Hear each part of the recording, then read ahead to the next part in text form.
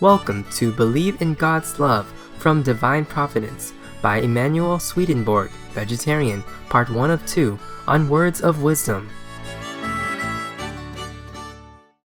In the 18th century, a great Swedish scientist and inventor, at the height of his career, began to see visions of heaven, spirits, saints, and angels. He saw Lord Jesus come to open his inner eye, which allowed him to travel in the celestial sphere and talk with different spiritual beings. This mystical experience transformed the scientist into an enlightened spiritual leader with a new understanding of Christianity. His name is Emanuel Swedenborg.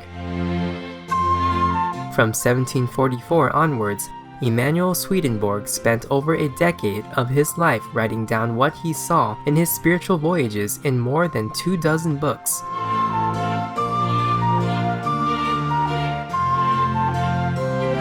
His visions of heaven and the afterlife, his realization that God is love, and his discovery of the Holy Bible's deeper meanings are just some of the revolutionary topics he bravely documented. The life and works of this remarkable spiritual world explorer inspire people to this day. Today, it is an honor to present selections from Divine Providence, where Emanuel Swedenborg emphasizes the importance of spiritual love and goodness. The Lord's Governance. If the good that love does is not united to the truth that wisdom perceives, it is not really good, but it may seem to be. And if the truth that wisdom perceives is not united to the good that love does, it is not really true, but it may seem to be.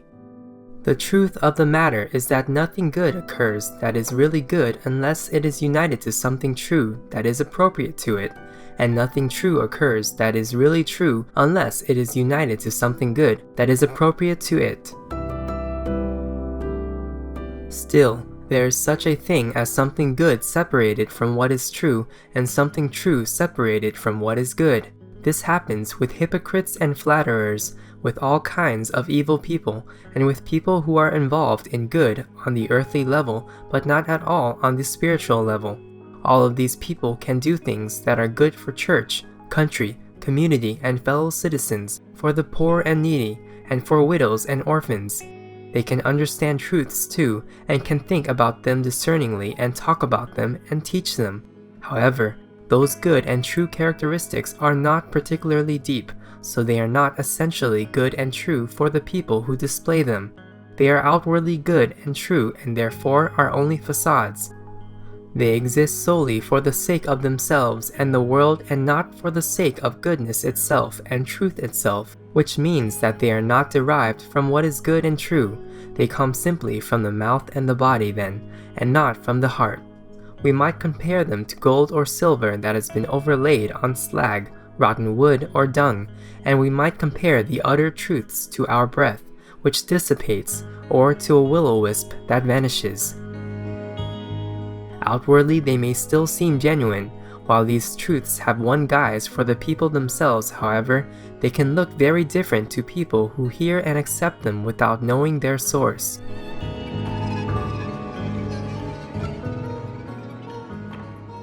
The way we are affected outwardly depends on what lies within us. Some truth enters the hearing of others, and no matter whose mouth it has come from, the way the other minds grasp it depends on their own state and quality. It is much the same for people who, by reason of their heredity, are involved in something that is good on the earthly level, but not in something that is spiritually good. What lies within anything good and anything true is spiritual, and this banishes whatever is false and evil. Still, what is solely earthly sides with what is evil and false, and siding with evil is not in harmony with doing good. The reason that goodness can be separated from truth and truth from goodness, and that they still seem good and true even when separated, is that we have an ability to act, called freedom, and an ability to discern, called rationality. It is by the misuse of these abilities that we can seem different outwardly than we are inward, so that an evil individual can do what is good and say what is true, and so that a devil can pretend to be an angel of light. The origin of evil is in the abuse of the abilities proper to us, called rationality and freedom. These two abilities exist in both evil and good individuals. If love is not married to wisdom, or if goodness is not married to truth, it cannot accomplish anything. Love or volition does not do anything without wisdom or discernment. Love or volition marries wisdom or discernment to itself and arranges things so that wisdom or discernment marries it willingly. Because of the power given it by love, wisdom or discernment can be raised up, can accept things in heaven's light, and can grasp them. Love can be raised up in the same way and can grasp things in heaven's warmth provided it loves its spouse, wisdom to that degree. Otherwise, love pulls wisdom or discernment back from its height so that they act in unison. If they are raised up together, love is cleansed in our discernment. Love that has been cleansed by wisdom in our discernment becomes spiritual and heavenly, and love that has been polluted in our discernment becomes limited to our senses and our bodies.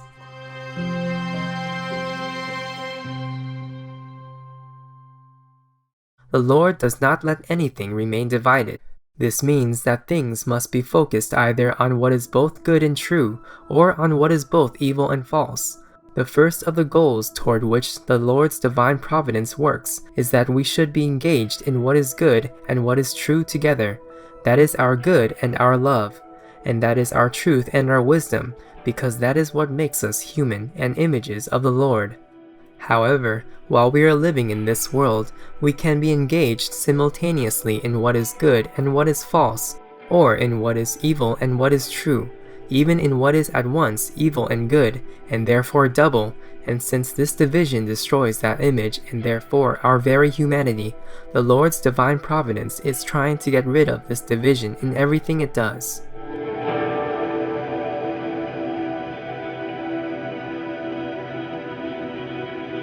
For more information on Emanuel Swedenborg, please visit swedenborg.com.